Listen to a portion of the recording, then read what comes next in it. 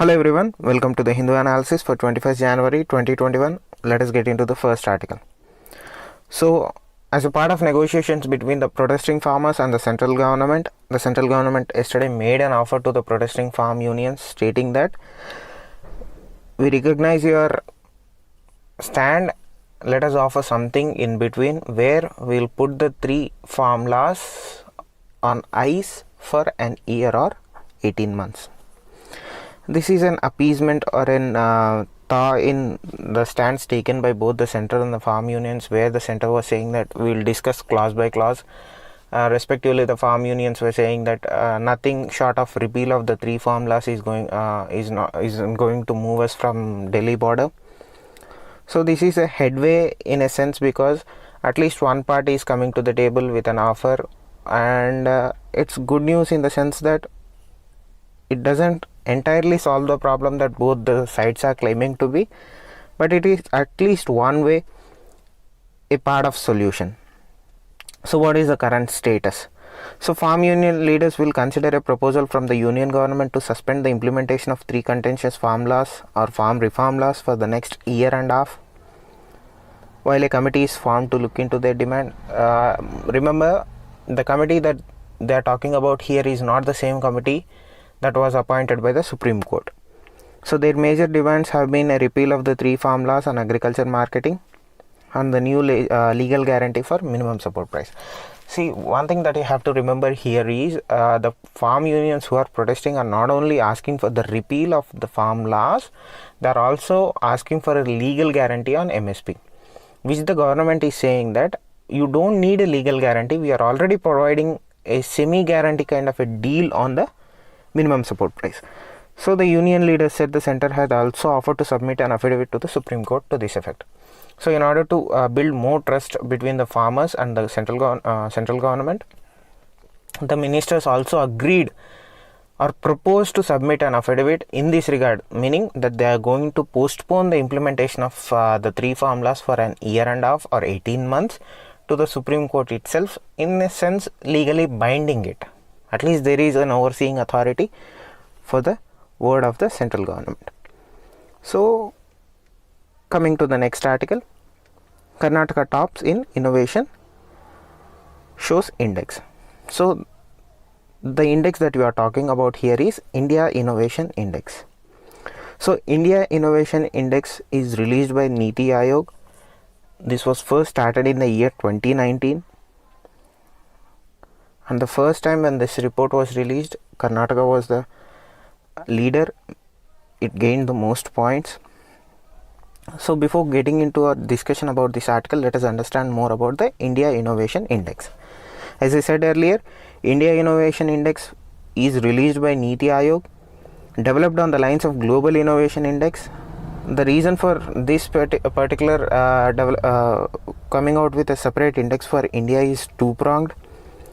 One is the Global Innovation Index, which generally rates countries on innovation aspects, doesn't suit or is not tailor-made for India. There are certain aspects that are different in India compared to other developed or developing nations. So the reason for coming out with this is this would help the innovation ecosystem of Indian states and union territories to design policies to drive innovation across regions. So as I said earlier, it is different from the Global Innovation Index, but not entirely. It is just an addition of the Global Innovation Index, that is Indian Innovation Index. So the index goes beyond traditional approaches and add parameters that are specific to Indian economy like demographic dividend, etc. and so on. So in this India Innovation Index, two dimensions are studied or considered. One is the enablers and the second is the performance. Coming to the enablers examine innovative capacities such as human capital, investment, knowledge workers, business development, and safety and legal environment. Coming to the next part, the performance. Here the performance captures the benefit that a nation derives from the inputs, that is knowledge output and knowledge diffusion. Not only the infusion of knowledge is critical, we have to get something out of it, and how well it is blending with the ecosystem. So here in performance, these two are studied. So broadly, the states have been bifurcated into three categories. One is major states, second is northeast and hilly states, third is union territory and small states. So Karnataka retained its top position in the category of major states. So it was followed by Maharashtra, which moved past Tamil Nadu to occupy the second state. In the last iteration or in the last index, first Karnataka, second Tamil Nadu. This year, first Karnataka, second Maharashtra.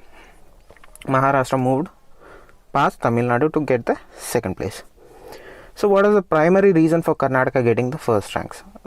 The reason might be that Karnataka's rank is attributable to its substantive numbers of venture capital deals, registered geographical indications and information and communication technology exports.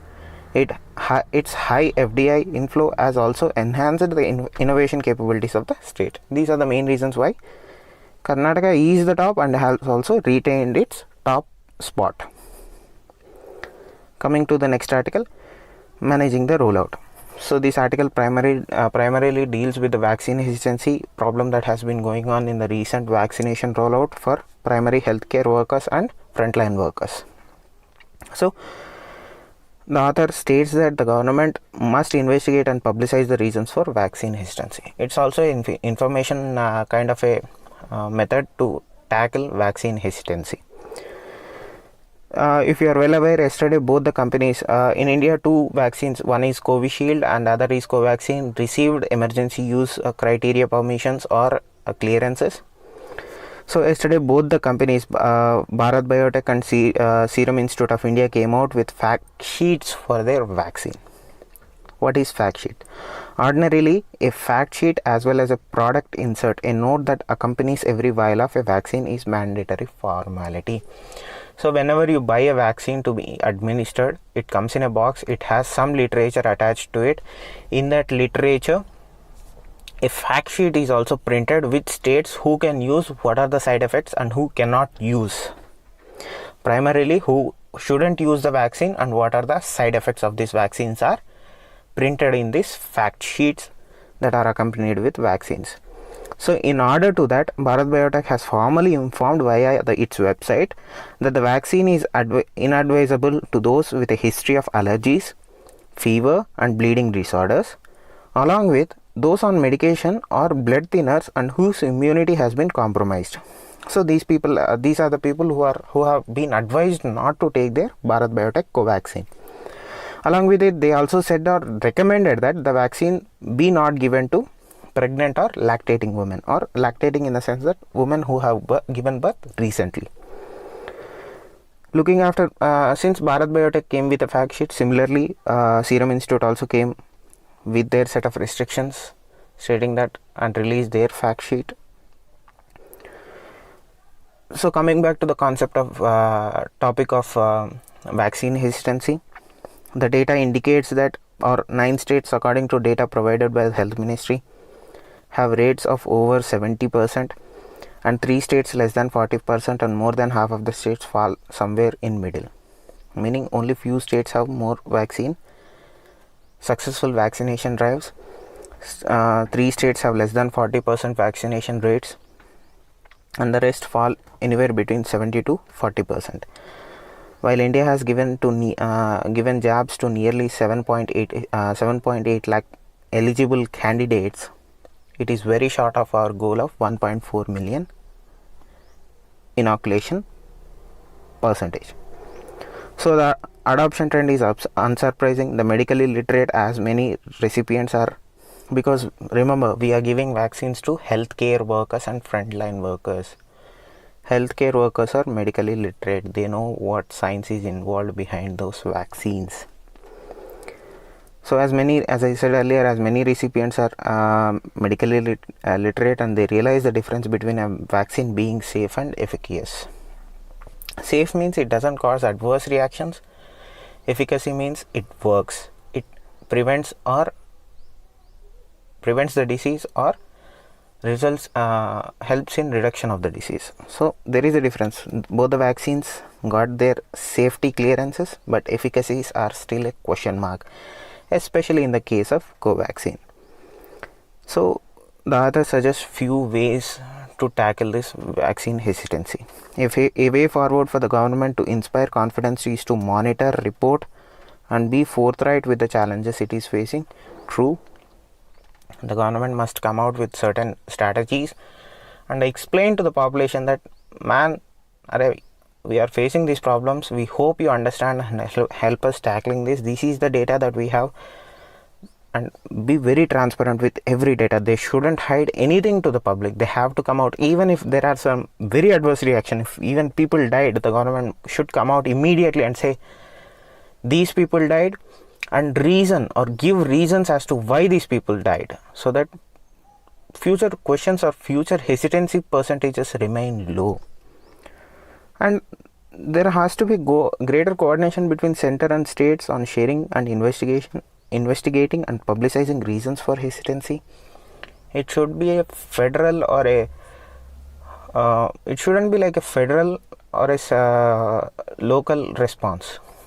It should be a very cohesive response from both the central government and the state governments, because at the end of the day we are not talking about a state response or a federal response. We are talking about our response as a whole country. So coming to the next article, removing the creases in housework valuation. So this is an interesting development in the recent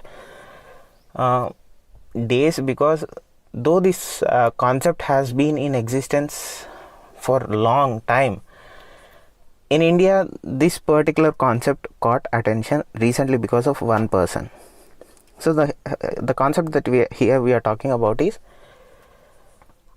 women who work in household jobs, meaning housewives. Should they be compensated for their work, or should their work be recognized as an salariable or payable job at all or not? So the work women perform for the family should be valued equally with men's work during the continuance of marriage. So this is again in large forms of social discussion because of veteran actor Kamal Haasan and his Makkal Nidhi Mayam party, who recently promised salaries for housewives as part of party's election manifesto. This has revived the debate on recognition of domestic work as work. So your mother, my mother, nobody gets paid for the work that they do. So the concept here is recognition of domestic work as work. Let us get into the history a little bit so that you can understand much more cohesively and clearly what we are talking about here. In 2011 census, while 159.85 million women stated household work as their main occupation, only 5.79 men refer to it as their main occupation. Remember, this is in 2011. Things have little bit changed since last census were taken. I think the number would be a little bit higher in men, because certain glass ceilings were broken by women in the last 10 years in our country, particularly in case of social work. So I hope to see certain numbers to be flipped and increased, and we have to wait for the new census to come out in the next year. So what is the legal? As I said, this is not new. See, this discussion has been going since long back. This got attention because of a political party, and especially a famous actor from South India said that we are going to recognize domestic work as work, and we are going to pay salaries to the women. And this is particularly interesting because this is a political manifesto and this is a political promise. So since it is coming from a person who is of good social stature and has mass following, that is why this is gaining popularity in news and social circles. But as I said earlier, this concept is not new, and this discussion has taken place in multiple legal forms and social forms. Particularly, let us get into 2 or 3 judgments where this concept has taken precedence. So Justice N.V. Ramana, in his judgment of January 5th, 2021 in Kirti and other versus Oriental Insurance Company, has referred to the time use in India, a report in 2019 released by National Statistic Office Government of India, particularly published in 2020. If you have time, I suggest you do read the gist or synopsis of this report. I think you will find it in PRS Legislative, which says that on average, while Indian women spend 299 minutes a day on unpaid domestic services for household members, men spend just 97 minutes. See the difference, it's almost 300, here it is almost 100. It's more likely 200 minutes of difference between men and women. Women also spend 134 minutes in a day on unpaid caregiving services for household members. This is in addition to what they do as domestic services. So when you average it out, in a day they spend 400 minutes on working on others, not on themselves or for their well-being. So that is a very interesting statistic. And again, a report entitled Women Economics Contribution Through Their Unpaid Work, a case study of India, released in 2019, had estimated the economic value of services by women to be in tune of 612 billion annually. That is an ungodly amount of money. If these women who work domestic work, like our mothers, our sisters, if they get paid, they'll be the richest people. But sadly, that doesn't happen. So household work by wives is not taken into consideration in calculating national income, which we never do, neither most countries don't do it. Again, a second judicial or a judgment or a legal form where this discussion has taken place is Arun Kumar Agarwal versus National Insurance Company 2010. In this case, the Supreme Court not only acknowledged the contribution of housewives as invaluable, but also observed that it cannot be computed in terms of money. You cannot compare it to money because the service that they provide is invaluable. If you compare it to money, it is almost disrespectful towards them. Again, these are the two cases where judiciary has taken up the discussion. Coming to the political aspect of it, the United Progressive Alliance UPA government in 2012 has proposed to make the mandatory make it mandatory for husbands to pay a monthly salary to their wives. See, this is an interesting concept because the term salary as monthly payment is indeed problematic, as it indicates an employer-employee relationship. That is, a relationship of a subordinate with employer having disciplinary control over the employee.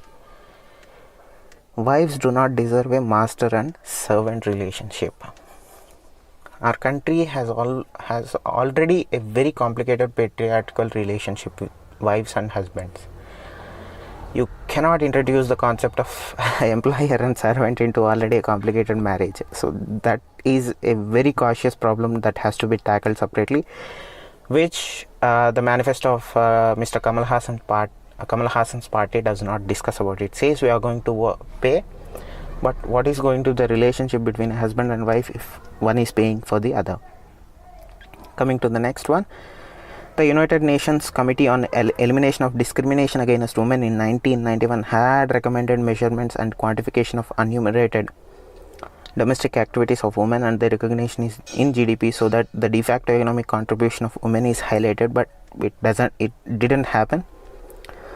Now the time has come to insist the work women do or perform for family should be valued equally with men's working during the continuance of marriage. See, what we are talking about is continuance of marriage, meaning when the marriage is going on successfully every year, in the sense that if the marriage is happy, or they don't talk about divorce or not divorced as it, because we have divorce laws where women get compensated or men get compensated in cases of divorce, but not during the marriage. This particular discussion is about during the marriage, not before marriage or after the end of marriage, meaning after taking divorce. This is during, in between, this is during marriage. So as I said earlier, matrimonial property law do give women their share, but only when the marital tie comes to an end. All the laws right now we have are about after the end of a marriage, not during the marriage. So the long shadow of Trumpism. This is regarding the challenges the Biden administration might face due to the very, very far-reaching actions taken by Trump during his presidency. So Mr. Biden, as much as he would like, will neither have complete autonomy for his predecessor nor a clean slate from which his policy, opinions or options might emerge, because Trump has muddled the water so much that anything Biden might try to change those things will have a negative impact, or sometimes they'll outright fail. That is the opinion of this author in this case. Domestically, Mr. Biden has his task cut out to reach out to Mr. Trump's supporters, as majority of whom still believe that the new president has not even been elected by fair means. See, 75 million people voted for Trump in the last election. Mr. Biden has to make inroads into those 75 million people who still, majority of them believe that Biden cheated Trump out of presidency. This will have grave implications for Mr. Biden's foreign policy approach as well as in numbers from his foreign policy statements. Mr. Biden has not surprisingly harked back to Obama era policies.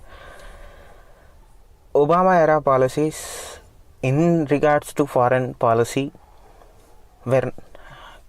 can be considered as very dull, in the sense that his diplomatic policies or his diplomatic outlook over the entire foreign office of United States did not go down well with other countries. That is the truth, and you can argue with it, but the fact is Obama foreign policy was not that great. Yet he got a peace prize, Nobel Peace Prize for it. So coming to the next, the world has certainly moved on, because it is no longer 2014 or 2016 or 2012. It is 2021. For example, Israel peace agreements, that is Abraham Accord between USA, Israel and UAE. See, Obama foreign policy was built on Palestine. Trump foreign policy was built on Israel. So when Israel made peace deals with 4 other Middle Eastern countries, Biden cannot simply come and say that we are reneging on those agreements. This will wreak chaos on Middle East. I think there will be far-wide war between Israel and multiple states involved in it. So he wants the US to rejoin multilateral institutions, work closely with allies and partners, as well as build America's domestic capacities. This is going to be very challenging, because Mr. Trump, during his presidency, pulled out of many agreements with his close allies, with US close allies, particularly Iran nuclear deal. Mr. Biden may likely to revive the old Joint Comprehensive Plan of Action, JCOPA. But here is the interesting question: the stakeholders who are interested or who were interested in this comprehensive agreement are no longer interested. Particularly Saudi Arabia, they don't want anything to do with Iran. If Saudi Arabia has its ways, they are going to bomb Iran out of existence. But that is not going to happen, because things don't happen such way in real life. Other example is Paris Climate Accord. One of the first priorities of Mr. Biden administration would be to bring US back into the agreement, which he did already. We'll discuss in the next article that executive actions that he had taken in the first day of his office. Mr. Trump's tariff war against China would also be difficult to scale back, especially as China had made it clear that there is no mood to initiate structural reforms demanded by Washington. This is very interesting, because Trump was so harsh on China that China took it as a challenge not to bow down to Washington, meaning United States. So it is going to be interesting how Mr. Biden tackles China in tariff and other aspects. Because while on the last 1 week or so of Trump's administration, they reversed their stand on Taiwan. They also said that we are going to establish a consulate in Tibet, and they also said that China cannot appoint the new Dalai Lama. The Dalai Lama has to be appointed by the Tibetan people and not by the Chinese Communist Party. These two stands are very different from what America has been stating for the last 2 decades or 3 decades mostly.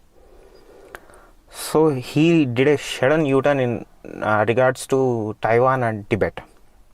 That is very interesting, along with sanctions on Uyghurs. So Mr. Biden has already indicated that he does not intend to make any immediate moves regarding the Trump era tariff structure in Chinese regard. But the underlying or the tail end of this entire saga is the Trump legacy will continue to haunt Mr. Biden long after his predecessor has left the White House. It will not be easy for Mr. Biden to make drastic changes that he intends to make in White House, because Trump is a very polarizing leader. So coming to the next article, the infirmities of Chinese Western Theatre Command.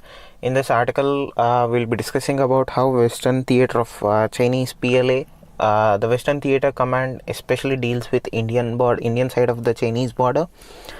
So in the first week of the new year, Chinese President Xi Jinping instructed his armed forces to be combat ready to act at any second.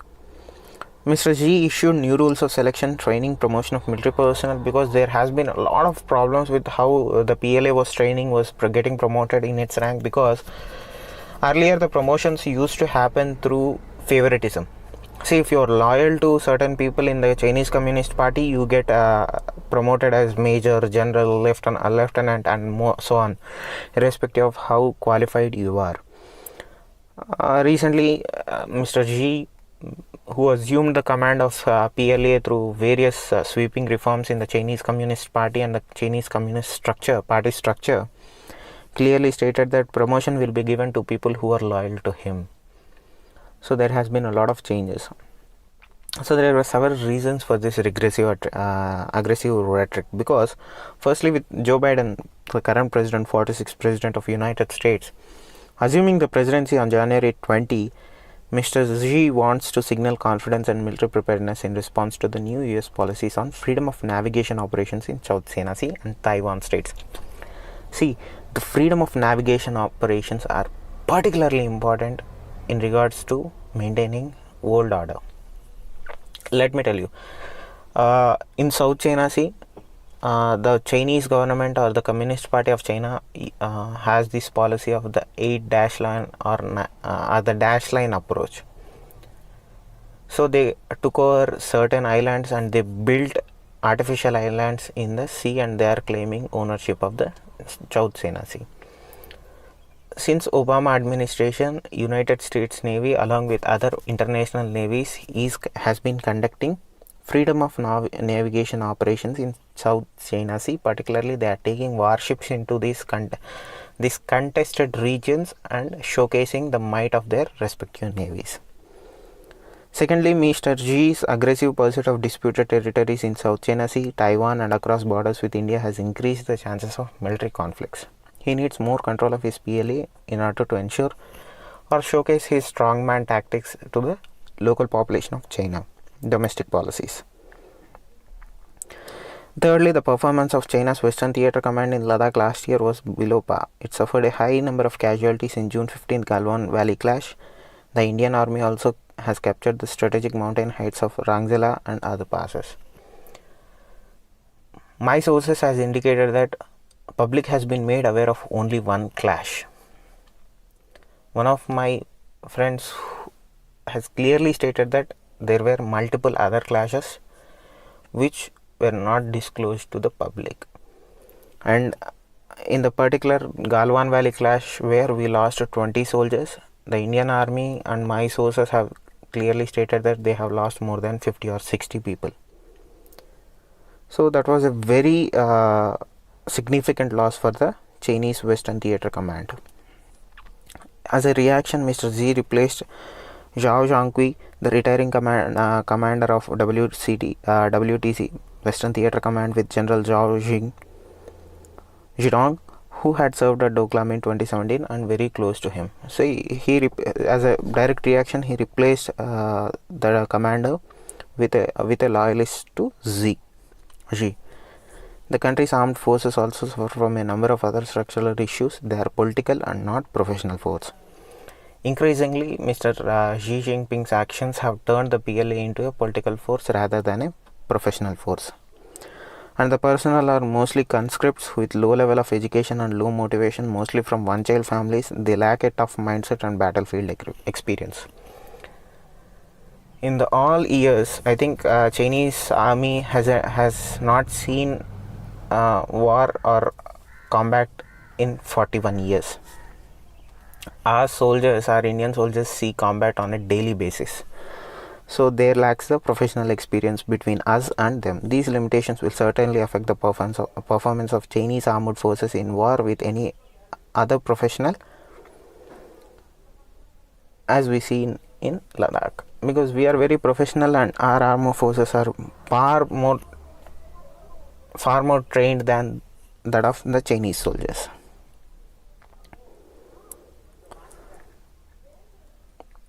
Coming to the next article, India is a bipartisan success story. Blinken. Mr. Blinken is US Secretary for State designate. He is equivalent to our Minister of External Affairs. In this article, only two things are particular to us. His statement regarding continuation of military cooperation or deepened military cooperation with India, he said that they are going to continue that. The second important aspect is CATSA sanctions in particular regards to S-400 missile defense system that we are purchasing from Russia. As far as the military cooperation, he said that we are going to continue and encourage policies that will deepen defense cooperation between the both countries. While coming to the second aspect, that is the S-400 missile defense system, he did not make any direct references towards India going ahead and purchasing those defense system from Russia, but he said that if we are challenging or threatening US defense policies or defense logistics, as Turkey did, Turkey is going to have serious sanctions through CATSA. So that's two things. One is we are the policy of Trump era is going to be continued with regards to Indian defense cooperation and other areas also, Indo-Pacific to be very specific. Second, though they are well aware of us going ahead and purchasing the S-400 missile defense system from Russia, no word on whether this will attract sanctions on India like it did in Turkey's case. So that is the two aspects that are important in this article. Coming to the next article, in Gujarat, lotus eater munch on just a dragon fruit. So the Gujarat government has decided to rename the dragon fruit as Kamala, and they are going to file a patent petition in this regard also.